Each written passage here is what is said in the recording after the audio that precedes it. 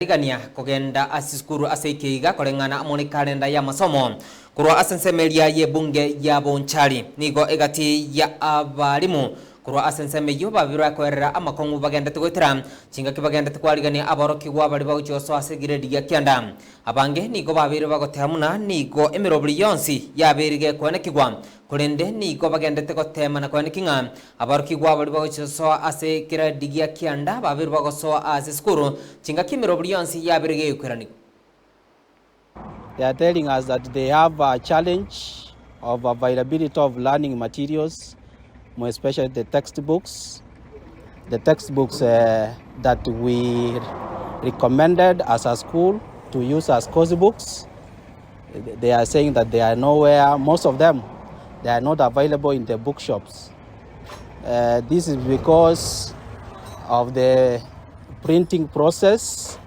That most of the publishers are saying is they are having a challenge of printing process and the acquisition of those materials.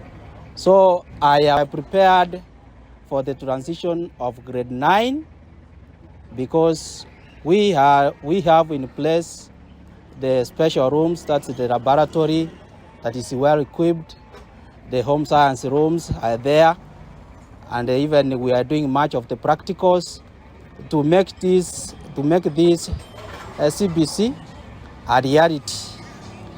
We are going to make sure that our pioneers exceed this place with good results and good performance at the end of the year.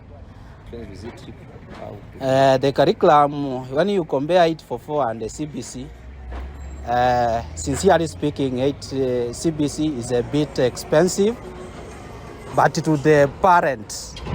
But what the learners gain is more than what they gain in 844. So we are supporting it as teachers. We are supporting it 100%. It is not so different from what they will learn in grade 9. So they are well prepared.